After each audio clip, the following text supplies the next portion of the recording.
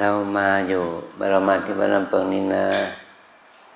ก็เหมือนกับว่าเราเปรียบได้ว่าเหมือนกับเรามาขุดทองนะขุดทองหาทรัพย์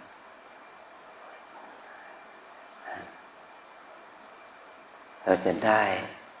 หรือไม่ได้ตาดีได้ตาร้ายเสียนั่นแหละเราจะได้หรือไม่ได้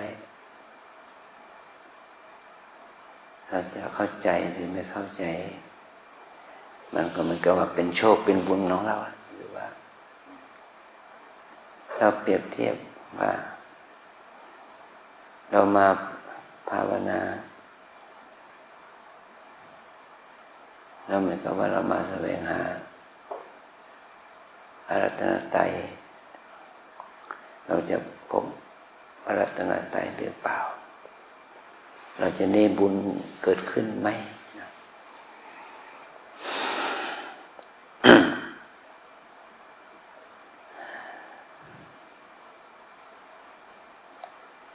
พระพุทธเจ้าพระธรรมพระสงฆ์พระพุทธพระธรรมพระสงฆ์ที่เรานำเรากล่าวว่าขอเอาพระพุทธเจ้าเป็นสรณะเอาพระธรรมเป็นสรณะขอเอาพระสงฆ์เป็นสรณะพระพุทธเจ้าคืออะไรเป็น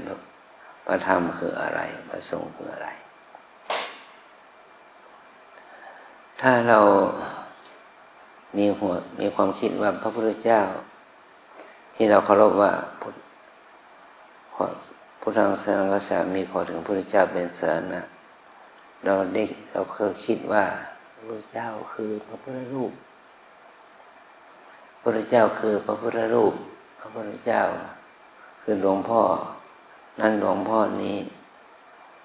เช่นว่าพระพุทธชินราชหรือพระเจ้าพระแก้วมรกตอะไรอย่างนี้นี่เดี๋ยวถ้าเราถือสิ่งนี้เป็นพระพุทธเจ้า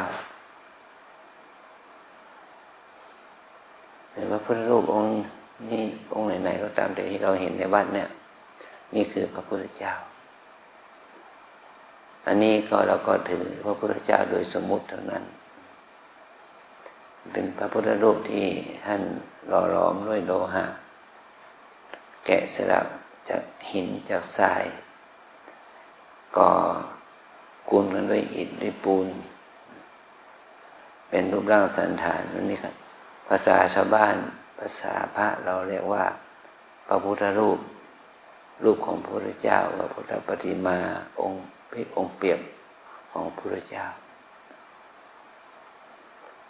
ถ้าเราเอาพระพุทธรูปปางต่างๆมากราบมาไหว้เคารพนับถือก็ถือว่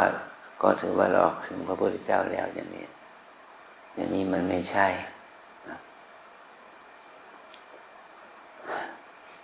พระธรรมคำสอนของพระพุทธเจ้า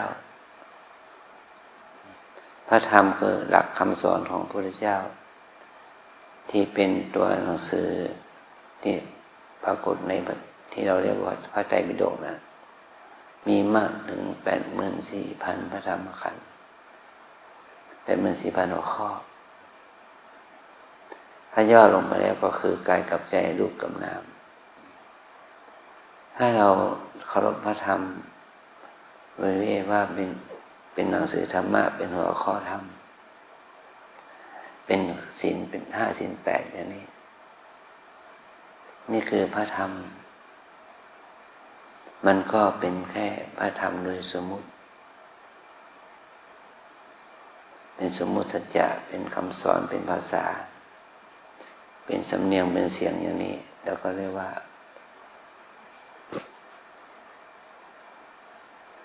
การเข้าถึงพระธรรมนั้นยังเข้าถึงโดยสมมุติอยู่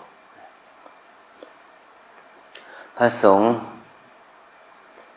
สาวกของพระพุทธเจ้าแล้วแก่พระภิกษุสามเณรหลวงพ่อหลวงปู่ครูบาอาจารย์พระครูเจ้าคุณเหล่านี้หรือที่เราเรียกว่าพระสงฆ์ถ้าเราถือแค่ประเภทนี้ก็เป็นแค่พระสงฆ์โดยสมมุติเท่านั้นไม่ใช่พระสงฆ์โดยเป็นพระรัตนตรัย มื่อเราสื่อพระสงฆ์โดยสมมุติก่อนเราก็เพ่งดูว่าพระสงฆ์โดยสมมุตินี่ประพฤติดีปฏิบัติชอบสมกับเป็นบุคคลที่ควรกราบไหว้หรือไม่สมกับที่จะเป็นเนื้อนาบุญหรือไม่เราถือพระสงฆ์อย่างนี้แล้วก็ถือพระสงฆ์โดยสมมุตินะ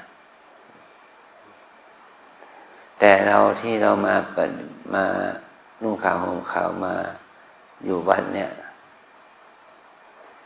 3 วัน 5 วัน 7 วันเนี่ยแต่ว่าเราจะมา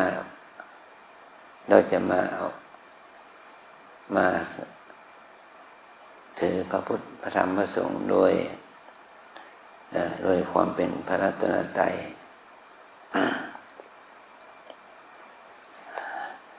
โดยความเป็นพระปรมัตถสัจจะปรมัตถธรรมพระพุทธในความหมายที่เป็นตัวพระรัตนตรัยเป็นปรมัตถธรรมนั้นเมื่อใดที่เราน้อมนึกถึงพระพุทธเจ้าก็เหมือนกับว่าเราไปกราบไหว้แสดงความเคารพอนุสาวรีย์เราน้อมนึกถึงความดีของบุคคลที่ของบุคคลนั้นหมายความว่าเราไปเคารพอนุสาวรีย์ของรูปเหมือนของครูบาเจ้าศรีวิชัยเราก็น้อมนึกถึงบารมีธรรมที่ครูบาศรีวิชัยได้บำเพ็ญหมายความว่าเราน้อมนึกถึงรูปอนุสาวรีย์ของในหลวงรัชกาลที่5และรัชกาลที่9เราเคารพในฐานะที่พระองค์ได้ทรงบำเพ็ญพระราชกรณียกิจน้อยใหญ่ที่เป็นประโยชน์ต่อเราต่อประเทศชาติบ้านเมืองเราไม่ได้เคารพในรูปสมมุติแต่เราเคารพในความดีงามของท่านเหล่านั้นเหมือนกันถ้าเรากราบไหว้พระพุทธรูปก็เราต้องเคารพศรัทธาในความดีงามของพระพุทธเจ้าในฐานะที่เราเป็นพุทธศาสนิกชนเราเคารพพระพุทธเจ้าในฐานะที่พระองค์ทรงเป็นบุคคลผู้มีพระมหากรุณต่อสัตว์โลกทั้งตัวพระองค์เองทั้งพระประยุรญาติพร้อมทั้งบุคคลชาวบ้านทั่วไปสรรพสัตว์ทั้งหลายรวมถึงมวลมนุษย์และเทวดาทั้งหลายว่าพระองค์นั้นทรงมีความกรุณาสอนธรรมที่จะเป็นทางนำเอาชีวิตจิตใจของเรานั้นให้พ้นจากกิเลสเพื่อเข้าถึงความดับทุกข์เราน้อมเคารพศรัทธาในพระเมตตาคุณพระมหากรุณาธิคุณของพระพุทธเจ้าอย่างนี้เราเคารพศรัทธาในพระพุทธเจ้าในฐานะที่พระองค์นั้นทรงเป็นผู้ที่มีพระทัยบริสุทธิ์จากกิเลสอย่างพวกเรารู้ด้วยตัวเราเองนะเรารู้ใจตัวเองไหมใจเราบริสุทธิ์หรือไม่บริสุทธิ์นะโยคีใจเราไม่บริสุทธิ์เนาะมันยังมีราคะโทสะโมหะความโลภความโกรธความหลงกิเลสน้อยใหญ่ยังมีอยู่ใช่ไหมแต่พระพุทธเจ้านั้นพระองค์ไม่มีราคะโทสะโมหะแล้วละความเห็นแก่ตัวแล้วละความหมกมุ่นอยู่ในกรรมคุณอารมณ์แล้วใช้พระทัยของพระองค์บริสุทธิ์เรากราบพระองค์ในฐานะที่พระองค์เป็นผู้มีพระทัยบริสุทธิ์ไม่มีกิเลสตัณหามายาเราสามารถที่จะน้อมศรัทธาต่อพระองค์ด้วยความจริงใจเนี่ยเพราะเราเคารพในพระองค์ในฐานะที่พระองค์ไม่มีกิเลสแล้วนะ ระพุทธเจ้าของเรานั้นเป็นบุคคลผู้สอนให้สัตว์โลกเป็นอิสระเป็นไทยสอนให้เราพ้นจากทุกข์สอนให้เรารู้จักสิ่งที่ดีและสิ่งที่ไม่ดีให้เรา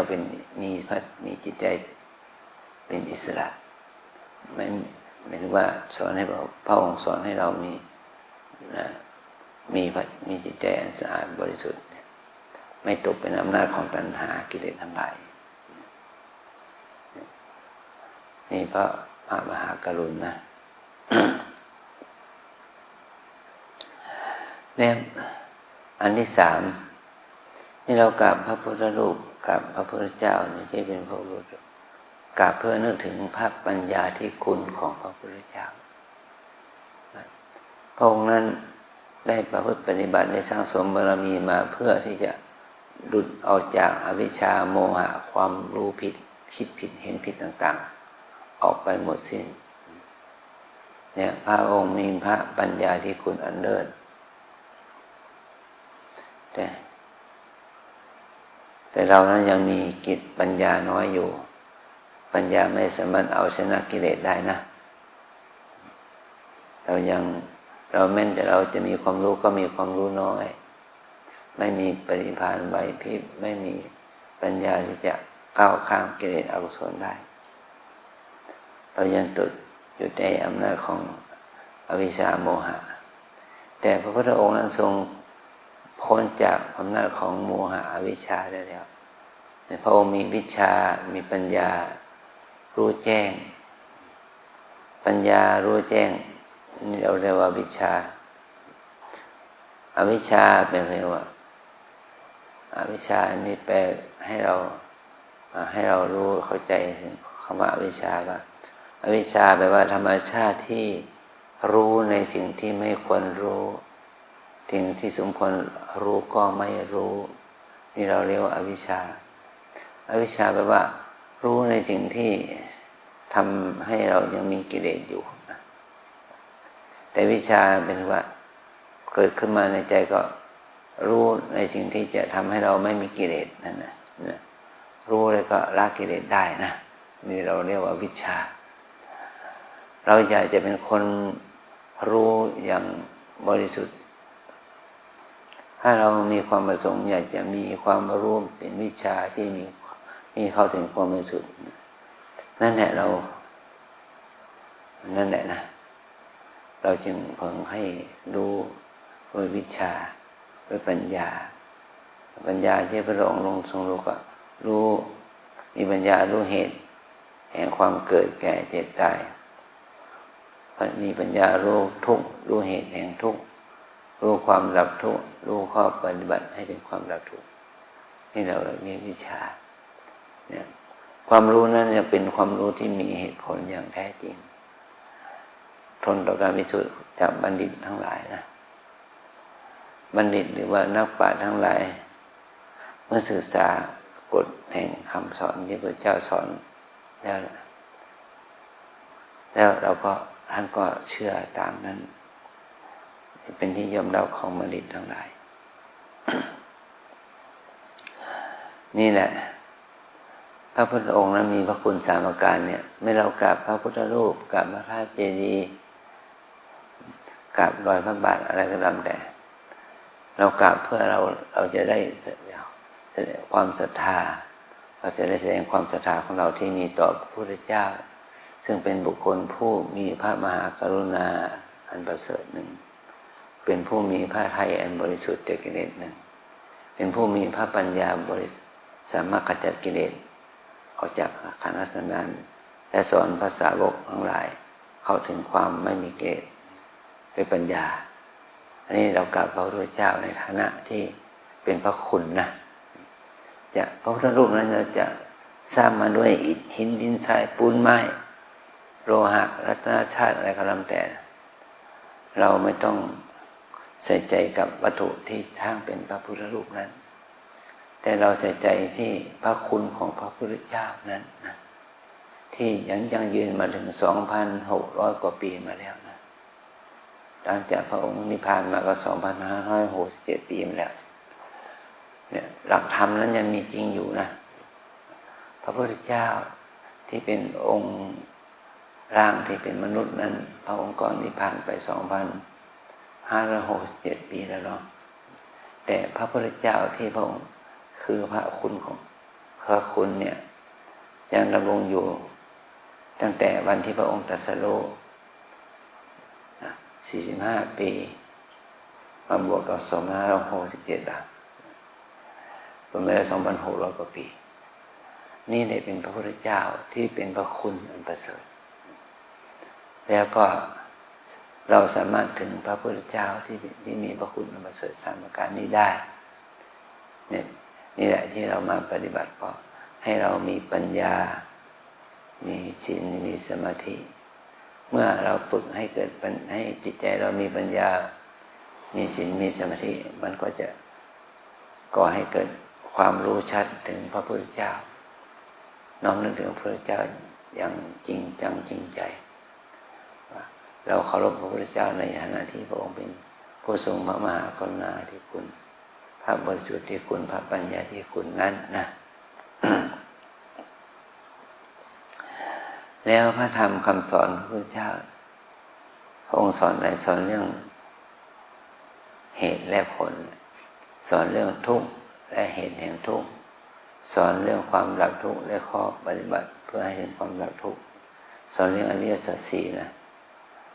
ทุกข์คืออะไรคือเราทุกคนเนี่ยที่เป็นมนุษย์เป็นชายหญิงนี่นะทุกข์คืออะไรทุกข์คือความเกิดขึ้นความเกิดความแก่ความเจ็บและความตายนี่เป็นทุกข์แล้วก็ทุกข์ก็คืออะไรคือร่างกายและจิตใจนี่แหละนะความเกิดขึ้นตั้งอยู่ดับไปนี่คือตัวทุกข์ครับเหตุแห่งทุกข์คืออะไรก็คือเหตุแห่งทุกข์ก็คือ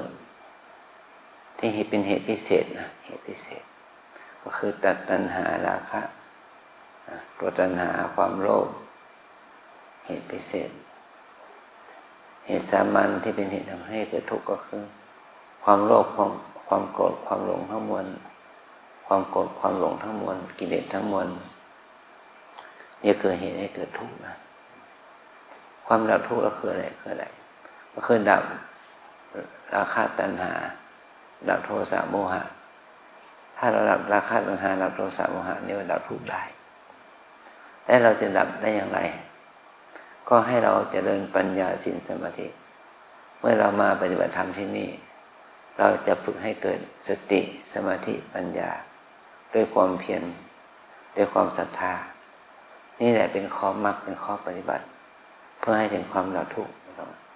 ไม่ว่าเราจะมาปฏิบัติธรรม3 วัน5 วัน7 วันนะจะนั่งจะเดินจะยืนจะนอนอยู่ขอตามแต่ขอให้เราเดินยืนนั่งนอนโดยการมีสติมีสมาธิมีความเพียรมีความศรัทธาทำให้เกิดตัวปัญญาอย่างนี้เนี่ยเป็นข้อธรรมที่เราจะพึงปฏิบัตินะนี่เราเรียกว่าแนวทางนี้แหละจะทำให้เราเป็นพระสงฆ์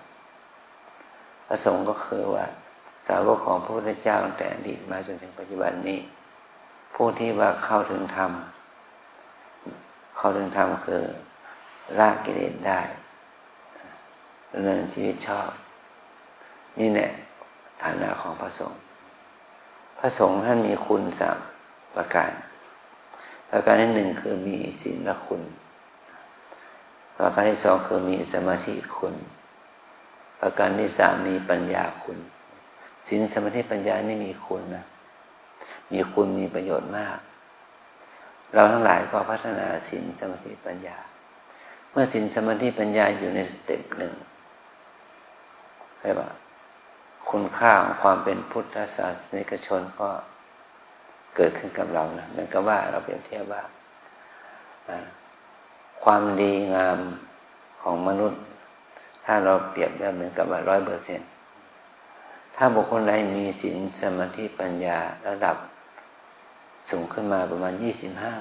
25% แล้วว่าเป็นพระโสดาบันบุคคลใดประพฤติปฏิบัติเจริญศีลสมาธิปัญญานั้นถึง 50% ก็เรียกว่าเป็นพระสกทาคามี ถ้าบุคคลใดประพฤติปฏิบัติเจริญศีลสมาธิปัญญาถึง75%ก็เรียกว่าเป็นพระอนาคามีถ้าบุคคลใดเจริญพัฒนาศีลสมาธิปัญญาจนถึงระดับ100%นะนี่เขาเรียกว่าเป็นพระอรหันต์ศีลสมาธิปัญญานี่จะเป็นตัวดับกิเลสแล้วบุคคลใดดับกิเลสได้25%เขาได้เป็นพระโสดาบันดับกิเลสได้ประมาณ50%ก็ได้เป็นพระสักขคามีดับกิเลสได้75%ก็ได้เป็นพระอนาคามีถ้าดับกิเลสได้โดยสิ้นเชิงไม่เหลือก็ได้เป็นพระอรหันต์อย่างนี้นะคุณงามความดีที่เราทำนี่จะเพิ่มคุณค่าของศีลคุณค่าของสมาธิและปัญญานะคุณค่าของศีลสมาธิปัญญาอันนี้เป็นความดีงามนะเป็นบุญเป็นความดีงามที่เกิดขึ้นกับเราขอให้เรานั้นได้พัฒนาคุณค่าของชีวิตในลักษณะเช่นนี้นะขอเป็นพลังบุญแก่กุลเรานะ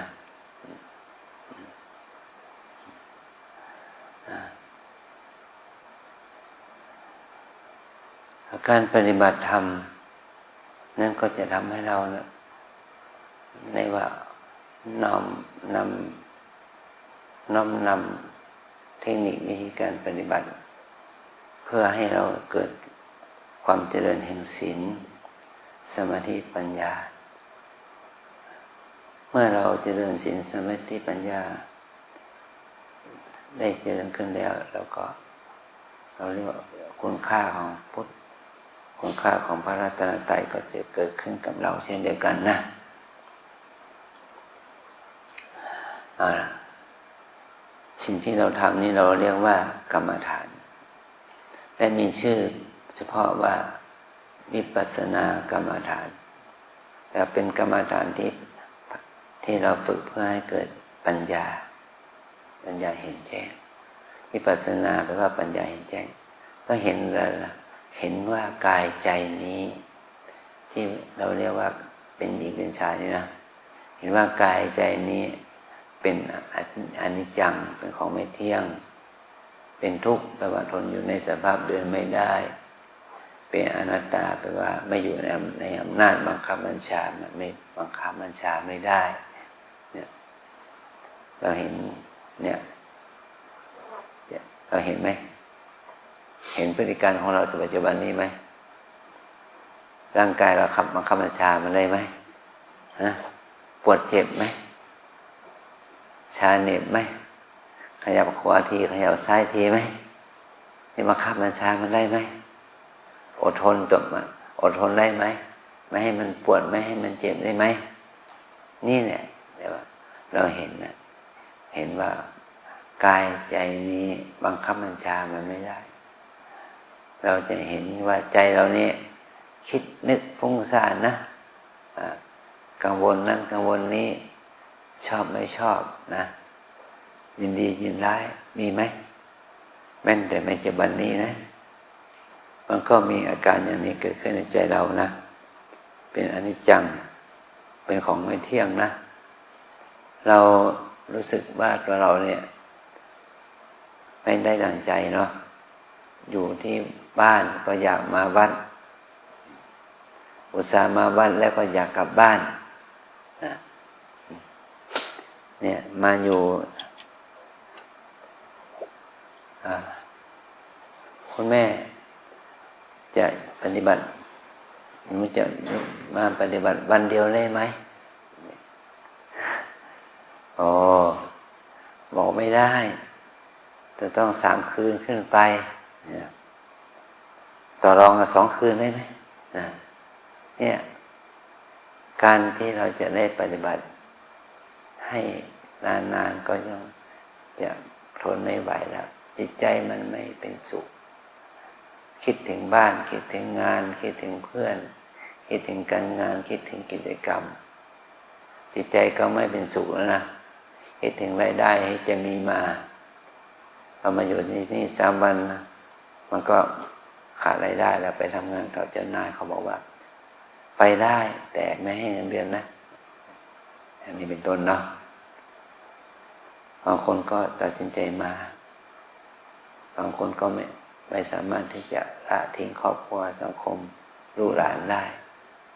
ไม่สามารถทอดทิ้งการงานได้อย่างนี้อันนี้เนี่ยว่าจิตใจมันมีความต้องการอะไรต่อมีอะไรแล้วมากมายหลายอย่างก็เพราะอำนาจของจิตมันขาดปัญญาขาดสติขาดสมาธิขาดความเพียรแล้วขาดข้อวัดข้อศีลพระพุทธเจ้าได้ตรัสไว้ว่าคนทำบุญเนี่ยทำทานเนี่ยด้วยทรัพย์เป็นร้อยล้านพันล้านหมื่นล้านแสนล้านประการใดมากมายก็ไม่มีก็ถือว่ามีประโยชน์น้อยถ้าเปรียบเทียบกับเมื่อเรามีจิตศรัทธาเลื่อมใสในพระพุทธเจ้าบุคคลที่ศรัทธาเลื่อมใสในพระพุทธเจ้าพระธรรมพระสงฆ์ถือว่าเคารพนับถือพระรัตนตรัยนะอย่างยิ่งมีสินทรัพย์หรือไม่มีสินทรัพย์อะไรก็ตามเดี๋ยวถ้ามาเปรียบเทียบว่าถ้าบุคคลนั้นรักษาศีลของตนอย่างมั่นคงล่ะถือว่ามีอานิสงส์มากกว่าการเคารพนับถือพระรัตนตรัยอีกเป็นเรียกว่าขั้นเรียกว่าเป็น16 ส่วนนะบุคคลใดตั้งจิตมีเมตตาจิตมีความเพียรมีความอดทนไม่โกรธมีเมตตาจิตอย่างยิ่งก็จะเห็นว่ามีอานิสงส์มากกว่ารักษาศีลนับถือพระรัตนตรัยและอาทำทานบุคคลใดที่มารู้เข้าใจความเป็นจริงของชีวิตว่าทุกอย่างเป็นของไม่เที่ยงเป็นอนิจจ์เป็นอนิจจังนะเป็นอนิจจสัญญาเมื่อมาปฏิบัติแล้วเข้าใจคำว่าอนิจจังโดยการปฏิบัติกรรมฐานภาวนาอย่างแท้จริงบุคคลนั้นจะได้อานิสงส์เป็นบุญมากที่สุดมากที่สุดนี่เรียกว่าการปฏิบัติธรรมนั้นในอานิสงส์สูงสุดนะ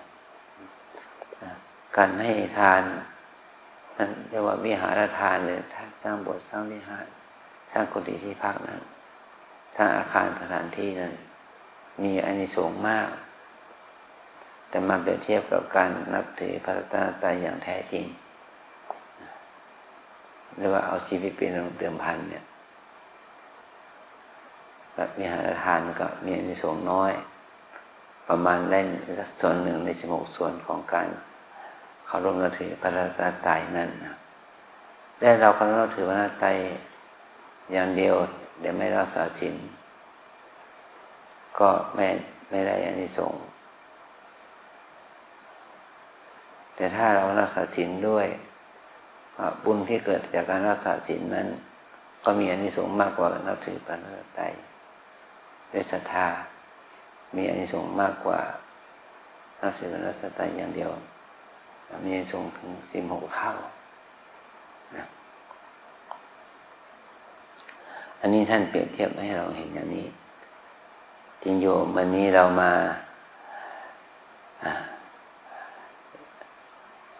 ขอถึงพระพุทธเจ้าเป็นสรณะนะขอถึงพระธรรมพระสงฆ์เป็นสรณะพร้อมกับรักษาศีล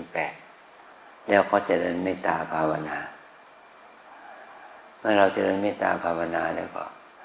ให้เราเจริญความเข้าใจเจริญวิปัสสนาเพื่อให้เกิด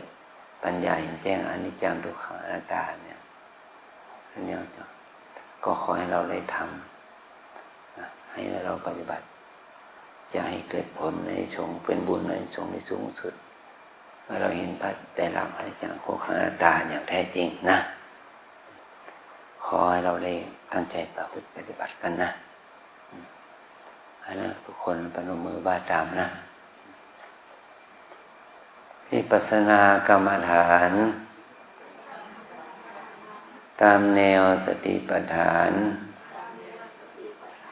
มี4 อย่าง1กาย2เวทนา3จิต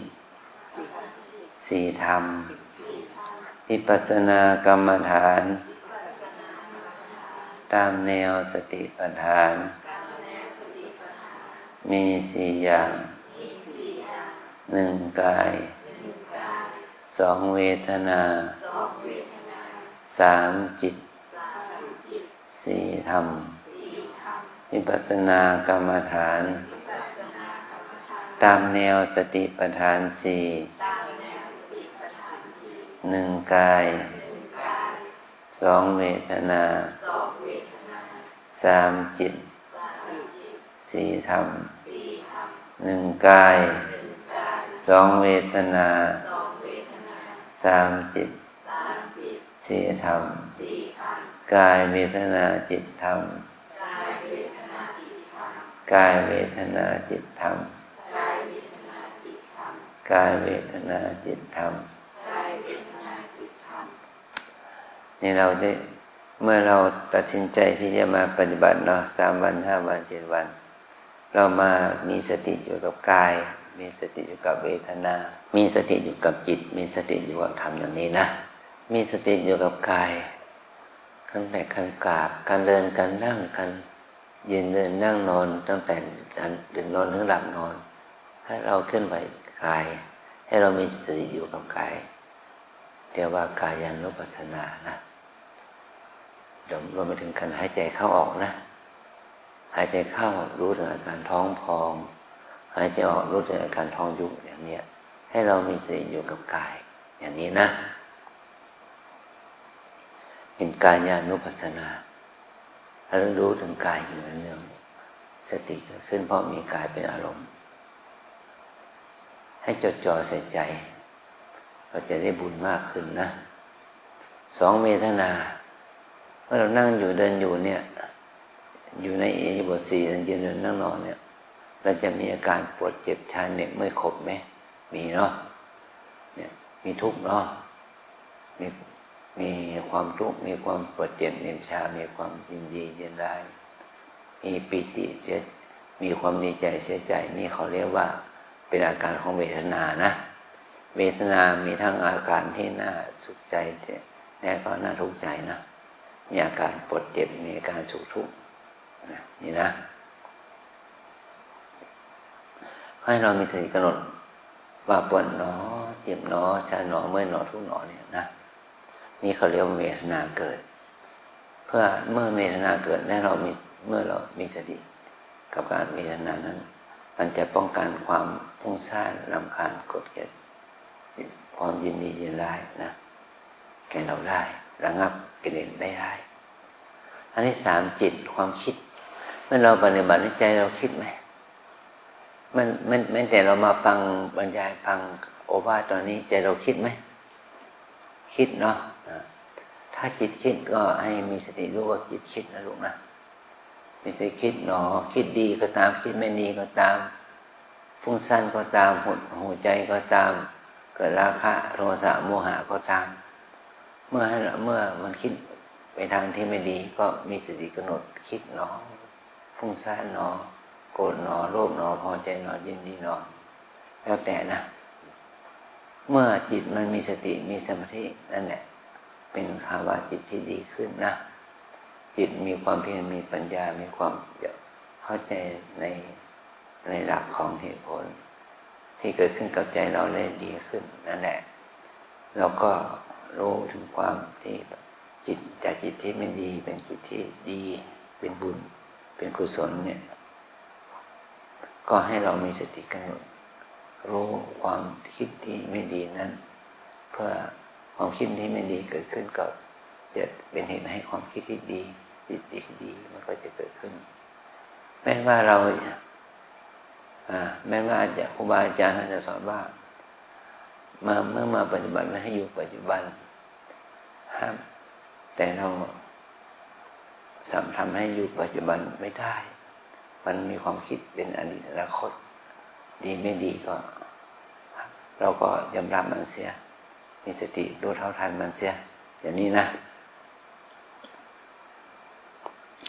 อันที่สี่ทำเมื่อเรามีอวัยวะ6อย่างที่อยู่ในตัวเรามีตาหูจมูกลิ้นกายใจตาหูจมูกลิ้นกายใจเราเอามาไหมอยู่กับตัวเราไหมแล้วมีสีเสียงกลิ่นรสสัมผัสธรรมารมณ์มากระทบที่ตาหูจมูกลิ้นกายใจเราไหมนั่นแหละสีไปที่กระทบทางตาเสียงที่กระทบทางหูกลิ่นที่กระทบทางจมูกรสที่กระทบทางลิ้นสัมผัสที่กระทบทางกายนอกนั้นที่เราคิดนึกติดต้องต่างๆนานาเรียกว่าธรรมารมณ์ไปรู้สิ่งที่กระทบทางใจนะเห็นคนนี้หน้าตาที่